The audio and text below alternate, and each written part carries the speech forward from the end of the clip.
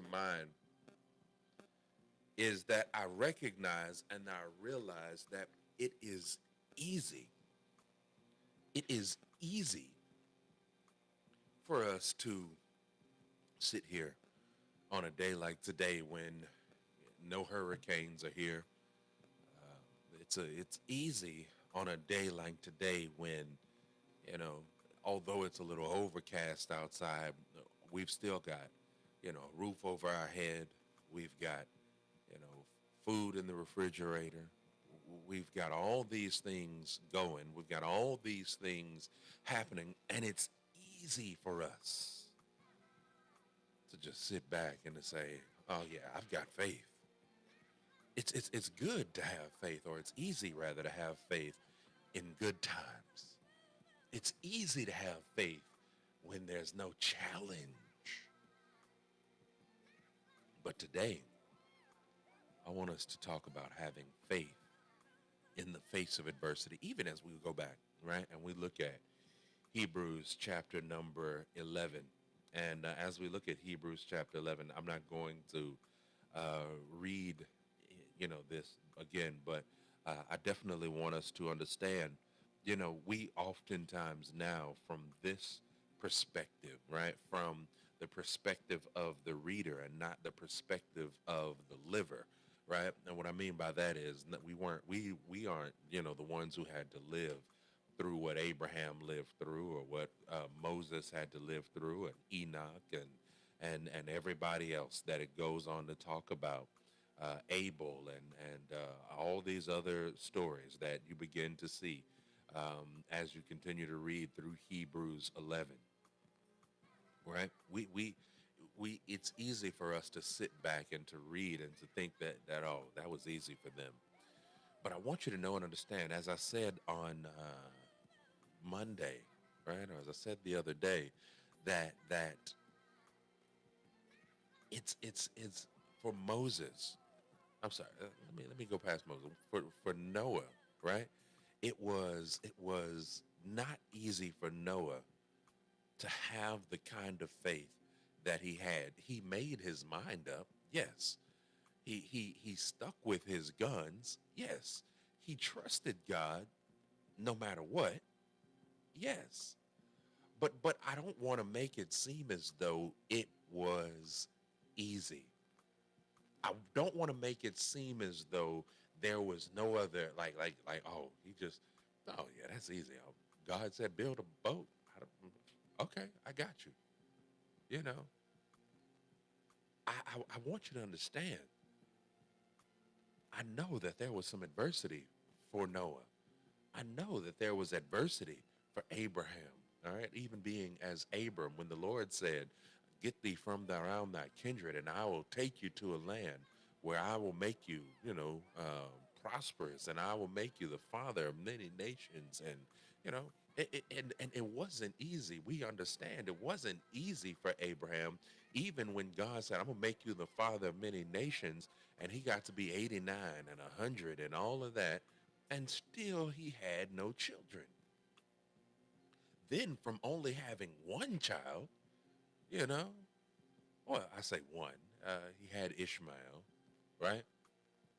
But from all of that, I don't want you to unthink that it was just easy. No, no, no. They struggled a little bit.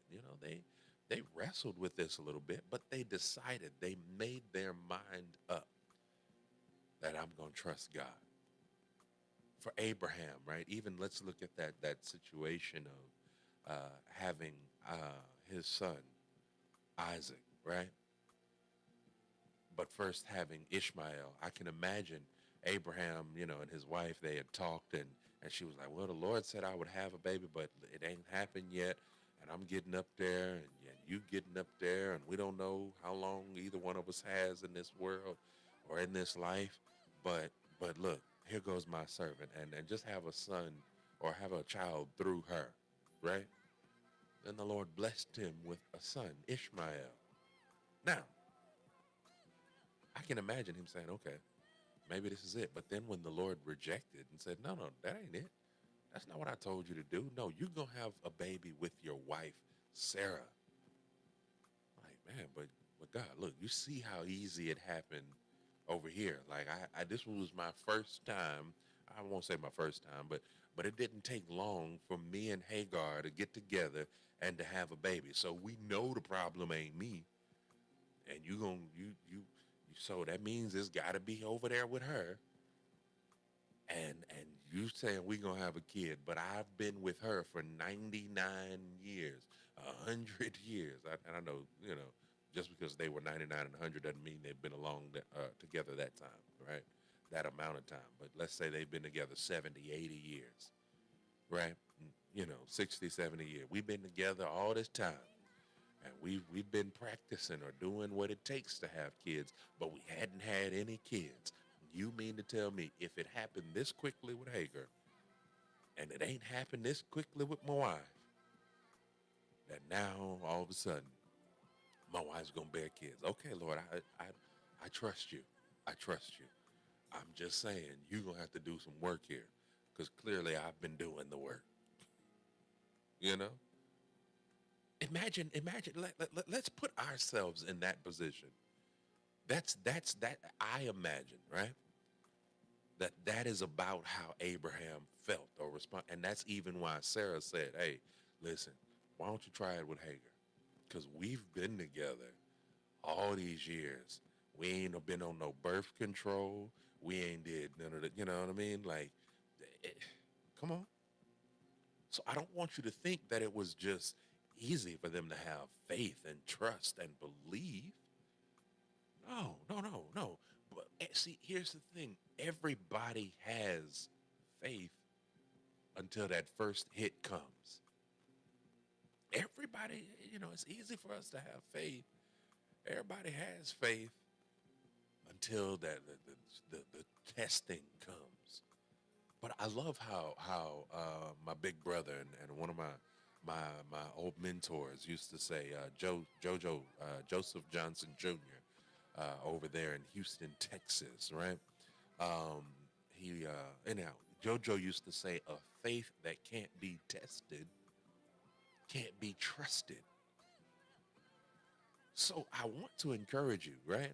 And I use that story or that quote by Mike Tyson at the beginning. Everybody has a plan until they get hit in the face, right? I want you to know and to understand that everybody, or it's easier for us to have faith and to say, "Oh yes, I believe." When your bills are paid, it's easy for you to say, "Oh yes, I believe." When you've got a job that pays well, and your husband's acting right and the children are doing good.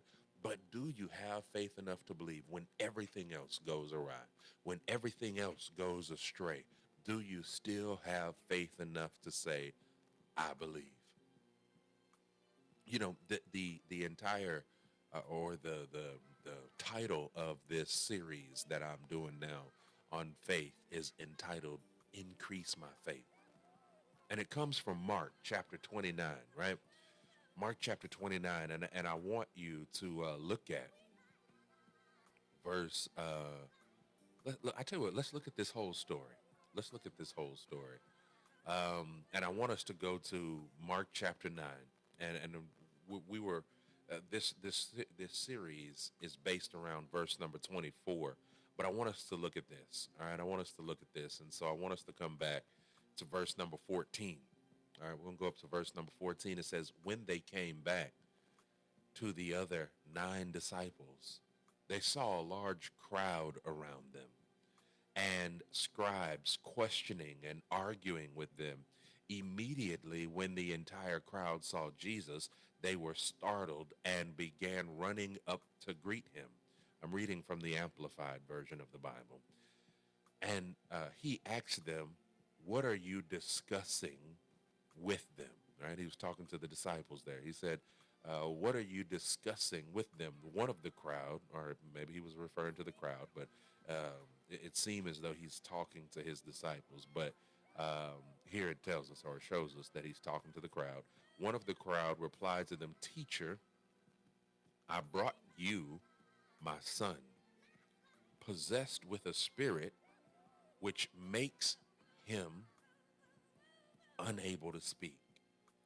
And whenever it seizes him, intending to do him harm, it throws him down and he foams at the mouth, right? We would call that a seizure, right? Yeah, we'd call that a seizure. And grinds his teeth and becomes stiff. I told your disciples to drive it out, and they could not do it.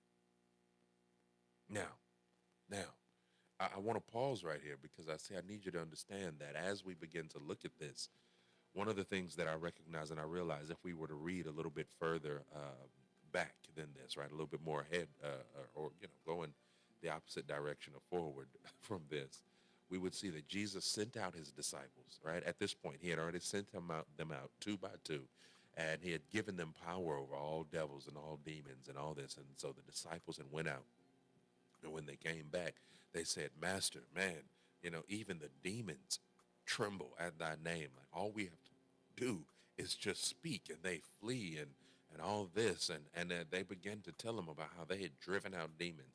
And he's like, "Yeah, that's what you were supposed to do. That's what I equipped you to do, right?" I said, I'm just paraphrasing there, but yeah, he's like, "Yeah, that's good. That's supposed to happen. That's the power that you have. That's the power I gave you, right?" So now here we are, just a couple of chapters later. The disciples don't have that power anymore. The disciples are no longer able to cast out this demon out of this boy. So then what begins to happen, right? We get down to verse number 19. And he says, he replied, "O believing, faithless generation, how long shall I be with you? How long shall I put up with you? Bring him to me." They brought the boy to him. And when the demonic spirit saw him, immediately it threw the boy into a convulsion. And falling to the ground, he began rolling around and foaming at the mouth. Jesus asked his father, "How long has this been happening to him?" He answered and said, "Since childhood. The demon has often thrown him both into fire and water." Right? So that means that demon has been trying to destroy him. And the father goes on, intending to kill him. "But if you can do anything, take pity on us and help us." Jesus said to him, "You say to me, if you can. All things are possible for the one who believes and trusts in me." Immediately, the father of the boy cried out with a desperate, piercing cry, saying, "I do believe. Help me overcome my unbelief." And friends, see, everybody, I want you to know, we all have faith until we get hit in the face, until that first hit comes, until that first blow, we all have faith. But I want to encourage you, even in the face of adversity, I want to encourage you, even in the first face of trials and tribulations, to keep the faith, to hold on to your faith, because the enemy, right, what he's going to do is he's going to come into your circle and try to knock you off of your square. But you've got to say, "No, I trust God." You've got to say, "No, I have faith, and nothing shall be able to stop me. Nothing shall be able to keep me, because I trust God. I trust God." That's how you've got to get. You've got to get to this place. You've got to get to a place, rather, where you say, "You know what? God, I trust you in spite of what it looks like. I trust you in spite of what may be going on and what may be happening. I trust you because you're my God. You're my King. You're my provider." Friends, I'm going to share this story with you. Then I'm going to close this thing out because I've got to make way for my interview with Brother Raymond Fondell. But just on yesterday, right? Just on yesterday, I was challenged in this very area. I told you we all have faith until that first hit comes. Just on yesterday, I've been seeing a cardiologist because they said I had an irregular heartbeat, right? in my T wave, there was an irregular heartbeat somewhere in there. And so they had me come in a few weeks ago and do a stress test. I went in a couple of weeks later and I did an echocardiogram, right? And they brought me in on yesterday to give me my results. And the doctor walked in. The doctor said, "Man, you did great on your stress test. You did good. Everything appears well. You don't have any blockages, this, that, and the other, right?" But then he goes on and he says, "But it looks like there's something else going on here, and it looks like you have a weak heart." Now, mind you, all right, I've got to pause here because I want you to know and understand that just that morning, right, just yesterday morning, as I was preparing to go to the doctor's office and I was in my prayer time with the Lord, the Holy Spirit began to speak to me, and Holy Spirit said that when you go to the doctor's office, they're going to tell you that something is majorly wrong, and that they're going to try to, it's going to be something major. They're going to tell you. But whose report will you believe? Will you trust in God and believe what I tell you, or will you believe the report of a doctor? He said, this is what Holy Spirit told me. He said, listen to what the doctor says, hear what the doctor says, but trust me. I said, okay. So the doctor said, it looks like you have a weak heart, and I want to change all of this. I want to take you off of the blood pressure medicine that you already take, and I'm going to put you on something else that's going to make your heart stronger. Now, here's the thing. Again, I thank God for Holy Spirit. Holy Spirit had already warned me, right? I have a friend who I call my twin brother. He's about the same height that I am, right? The only difference between us is our skin color. There's some other differences, but that's the major difference, right? Is our skin color. And so my twin, he has a weak heart, and so I understand what the symptoms of a weak heart are. I've seen what it looks like. I've seen what it does to a person. I don't have weak heart. That those symptoms don't fit me, and so even after the doctor said you have a weak heart, I said, but listen, even if I have a weak heart, right? How could I do so good on a stress test? How, can I do all the other things that I do and all that if I have, as you say, weak heart? And he said, it doesn't make sense. I don't understand these results. So he asked me a couple of more questions, and then he gets up, walks out the room. The whole time I'm yet smiling because I heard Holy Spirit earlier that day say, hey, will you trust doctors or will you trust me? Friends, I trust God. I trust God. And my wife was there with me, and we talked about it. Then he comes back in, and he says, listen, I'm going to change all that. Never mind. Everything I said about changing your medicines, all that, disregard that. He said, I think I need to send you to a second opinion because you don't present as having weak heart. Although it shows, something's going on the EKG, the echocardiogram, I don't think you have weak heart. I think you have something called athletic heart. I've never seen it. I've also never had a patient your size. But I want to send you to New Orleans to a specialist, right? To someone who knows about athletic heart. And then just in a nutshell, athletic heart, is for something that happens, in particular when you have people who are very athletic, and in particular they may be of a larger size, right? Their heart tends to grow or be a little bit larger, grow a little bit larger. It expands basically to compensate for all of the effort and the work that they're putting in, right? And so when they are resting, if you were to do an echocardiogram, it would present as weak heart, but it's really a normal heart for them, right? And so that's what they seem to think that I have. I'm not worried. I'm not concerned. I'm not fretting at all. I'm just sharing with you. But Holy Spirit, right, had already encouraged me to have faith and to trust God. Now, if I had not had that time with Holy Spirit, then who knows what would have happened? Who knows if the doctor had said, oh, you have weak heart? Maybe I would have bought in. Maybe I would have accepted. Maybe, right? But no. I decided I was going to trust God. And friends, listen, just as I started this thing off, we all have a plan, right? Mike Tyson said it best. We all have a plan until we get hit in the face. And I need you to know we all have faith when times are good, but can you have faith in adversity? This man here in Mark chapter 9, right? He said, if you can do anything, have mercy upon us, right? If you can do anything, have pity upon us. Jesus said, you said if. He said, no, no, no. I can do this. All things are possible if you only believe. Friends, I need you to believe in God. I need you to trust in God, knowing that he'll never leave you. He'll never forsake you. He'll never fail you. He'll come through for you every single time. Friends, I've got to close this thing out because, like I said, I've got